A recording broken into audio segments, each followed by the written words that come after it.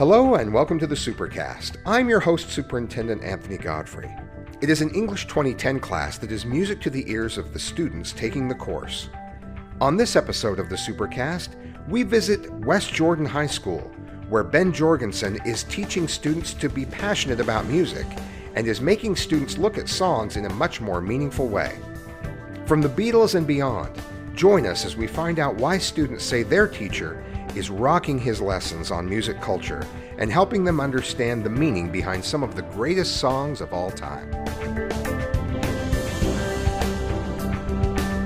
We're here at West Jordan High School in Mr. Jorgensen's class to talk about the Beatles and music and culture and all kinds of things. Mr. Jorgensen, thank you for inviting us here. We're here with a few of your students as well. Tell us a little bit about this course. And this is the culmination of a particular unit. So tell us about what's led you to today. Okay, so I've been teaching at Salt Lake Community College for about 12 years.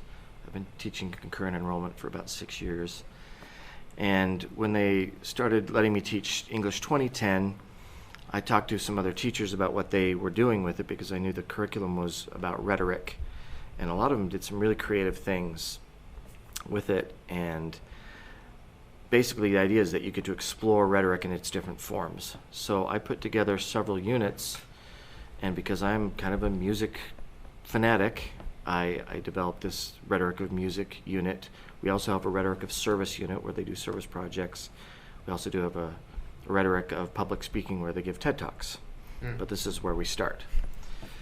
And this is the longest unit. So I've kind of developed it and tweaked it over the years, and I've just gotten a lot of great satisfaction out of it, and students seem to enjoy it for the most part, and they learn a lot about kind of the history of music, how it developed, and we focus mostly on modern music from like the 1950s on.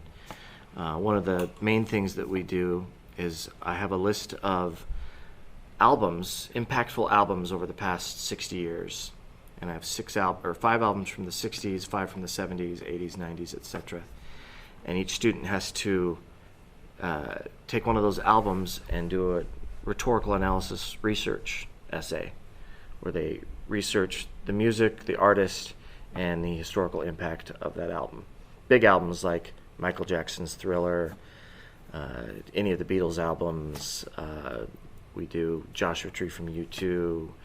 And we get into even more modern stuff. I think in the 2010s there's an album by a band called Lord Huron called Strange Trails, which is also one of my favorites. So yeah, that's kind of where it's gone. Boy, that's fantastic. In this moment, I wish I could go back in time and take your class as a high school student. What are some of the changes that you see in students through this music unit in particular? What are some of the discoveries that they've made over the years? Well, they realize how much music does impact culture and their own lives. We look at it. We look at lyrics and meaning and message. We talk about just sound and tone and how music makes us feel. We do visual rhetoric, so we look at a list of music videos and we kind of comment on how the visuals affect how we understand the song or the message of the music. This symposium that we do at the end, I'm always slightly worried that it's going to go well, and then I'm always completely relieved that it went really, really well. Yeah.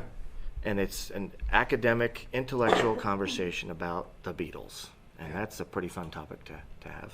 Having the chance to sit in here and watch kind of a fishbowl discussion where you have people out in the crowd watching the six, and then they can tap each other on the shoulder, step in, take their place, and join the discussion.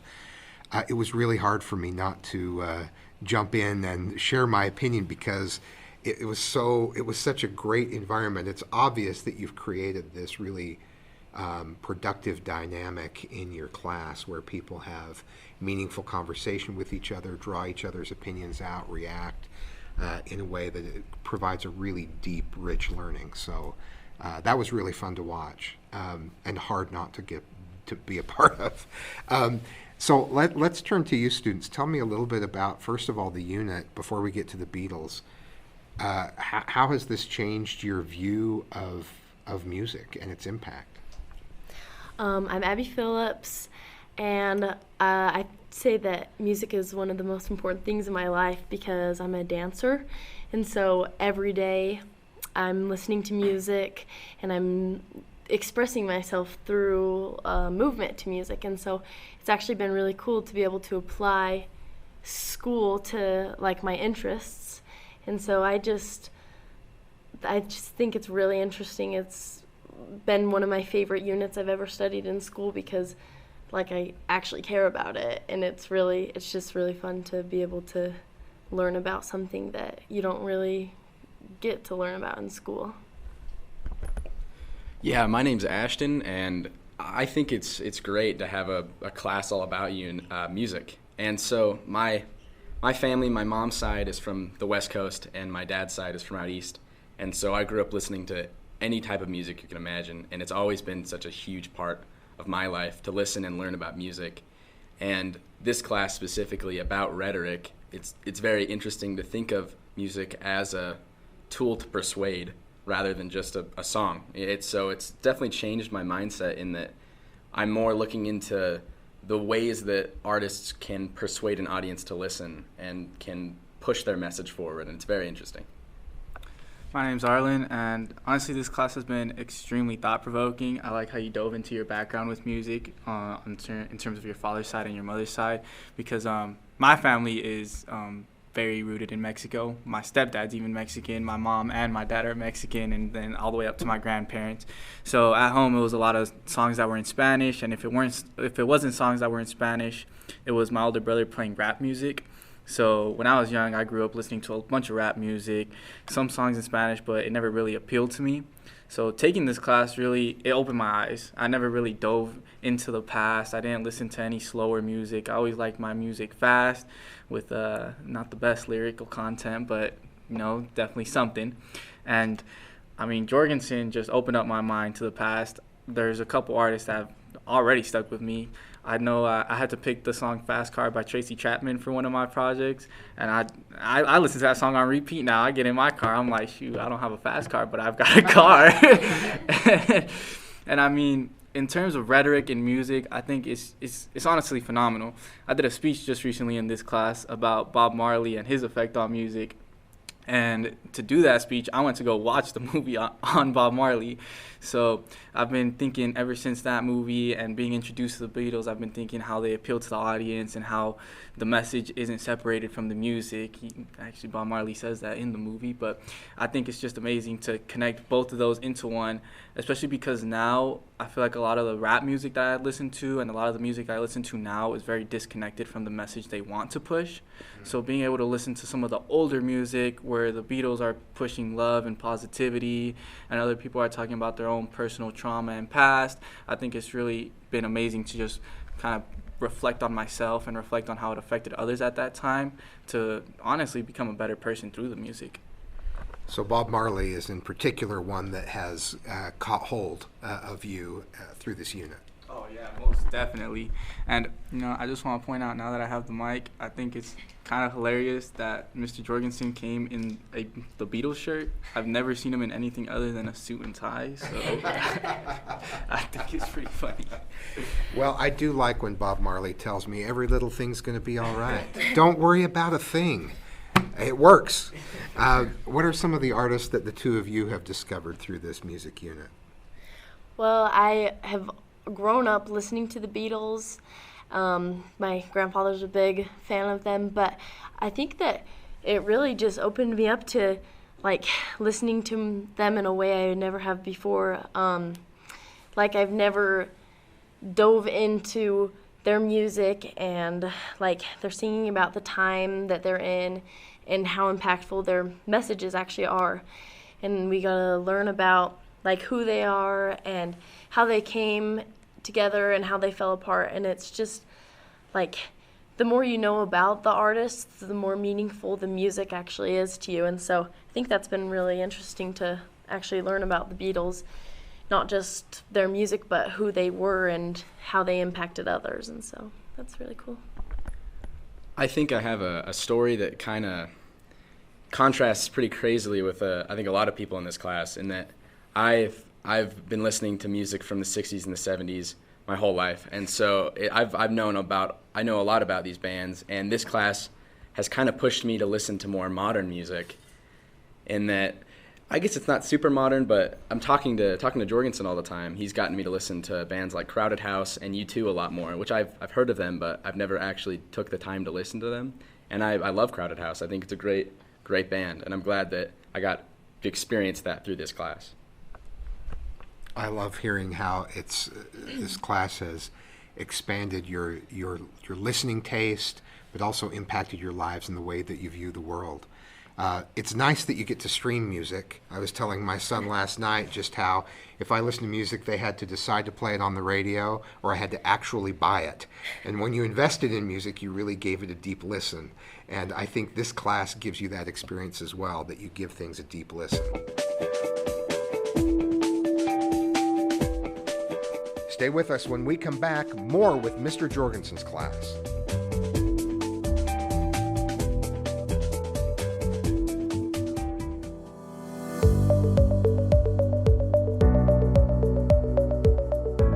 Does your student want to become a veterinarian, commercial pilot, programmer? Maybe they want to make a difference as a dental assistant. These are just some of the programs offered as part of Career and Technical Education, CTE, in Jordan School District. CTE provides the technical skills needed to prepare students for future employment or for a successful transition to post-secondary education. Career and Technical Education provides work-based learning opportunities. We partner with industry experts to offer apprenticeships and internships with students working in the real world at real jobs while going to school.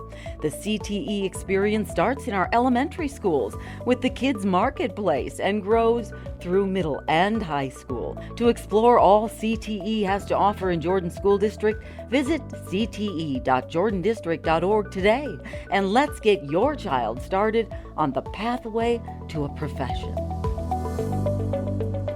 Really want to dive into the Beatles now, so I'm going to ask all the Beatles questions. First of all, your favorite song. Tell me your favorite Beatles song, and that's a tough one to pick. I think it's Yesterday. That song, it just, every time I listen to it, it makes me emotional because it's just so beautiful, and I love the message, and like it's just so well composed that it just brings out all my emotions. And there's actually a movie called Yesterday. It's about if the Beatles didn't exist, and I think that like I can't even imagine not knowing that music because it's all so beautiful. And so Yesterday is definitely my favorite. Yeah, my favorite Beatles song is probably gonna be "Don't Let Me Down." I think it's obviously it's a beautiful song, but I think more in retrospect, kind of serves as a great wrapping up point for the Beatles. It's kind of on the Let It Be album, but not really. It's like on the Master Edition and on the Blue album, and it's like kind of wraps up the Beatles in a very nice way. It's a very beautiful song, has a very powerful message, and it's pretty positive. In terms of my favorite Beatles song, it'd probably be "Girl" by them, or even "I Want to Hold Your Hand." I do like "Don't Let Me Down" a lot, but I'm really big on how the music sounds itself. So that's why I've loved this class, actually, because it's made me dive into the lyrical content of music more, because I've always just been on how it sounds in my ears when I'm not really listening to the lyrics, and just how the beat sounds and how it flows. So that's one of the reasons I like "Girl" so much, actually. I love the way it sounds. But even diving into the lyrical content, like, I can't say I 100% relate to it. I won't say that. But I do like some of the lines they say. I think it's a little bit funny. Some of them do relate to me. So that would have to be my favorite song, "Girl" by the Beatles. Tell me, who is your favorite Beatle? Do you have a favorite Beatle? I feel like I don't have the traditional favorite Beatle. A lot of people would probably say John Lennon or Paul McCartney. My favorite Beatle is actually Ringo Starr. Yeah. I love the way he looks. I loved watching some of the rooftop concert for Apple Studios, was it? I loved watching that concert and kind of just seeing Ringo Starr kind of really just beat along to the music and nod his head. I feel like just the way he carries himself makes me laugh, and it feels friendly. Yeah, it feels friendly. I love that description. Nobody's having a better time than Ringo. Ringo is just there. Hey, I'm so good. I'm just gonna fill in all the gaps and do it in a way nobody else could. So yeah, I love that. I'd probably say George. It's like, I think John and Paul, they started as geniuses, and it's like everyone knew that they were talented, and George was kind of the underdog, and he took the time and developed his musical talent, and he really blossomed into I think a wonderful musician. So definitely George Harrison. Well, it's actually funny that Arlen said Ringo, because I wrote down in my notes that Ringo doesn't get enough credits for being on the Beatles. This is something that Jorgensen has discussed, is like their music wouldn't be anything without Ringo keeping that beat, and actually do like how he just jams. And the rooftop concert, their last song they ever performed was Don't Let Me Down, and that was a really cool video, watching them just it was just like a farewell. And yeah, Ringo looked really cool in that. He was just jamming. He I don't know, he kept the music going. He's the reason that they have their beat and their flow, and so yeah, he makes the songs iconic and recognizable because of those drums, you know. Tell me, do you think that you are going to consume pop culture in a different way now because of this course? I think that definitely this course has given me like the idea that music is not just for the enjoyment of listening, but for telling stories and getting messages out. And you don't see that as much in modern music. I think that music was a lot more meaningful, like times of like the Vietnam War and people putting out messages. Like everything was a lot more meaningful, and so I feel like, I don't know, I try and listen with more intent and try and find a message from what I'm listening to instead of just jamming, because it has meaning. I think what Abby put it pretty perfectly. This course has definitely made me think about music nowadays and pop culture that I'm actively alive for and involved in a more intellectual and like a more meaningful way. And this class has definitely made me put more of an emphasis on learning my surroundings and trying to understand the people that are around me. You know, I love the way both Ashton and Abby put that. They put it absolutely phenomenally. I actually wanted to say pop culture is more of a lifestyle nowadays than it is just a part of the culture. Like, every single thing you do now is a part of the pop culture. Every show you watch, every song you listen to, all the clothes you wear is just all part of the pop culture and the culture here in America and the lifestyle. And honestly, I do feel like I'm going to ingest it differently now that I have taken this course and I know a little bit more about the music. But I really hope, and this is like a far-fetched hope, like I'm really just throwing a bullet on a football field, but I really hope we can even revert a little bit back towards the times where music held a deeper message. A lot of the music now it's very personal, don't get me wrong, there's definitely a message there, but the music from the Beatles era was music for a country. It wasn't music for a specific group or a specific community. It was music for America.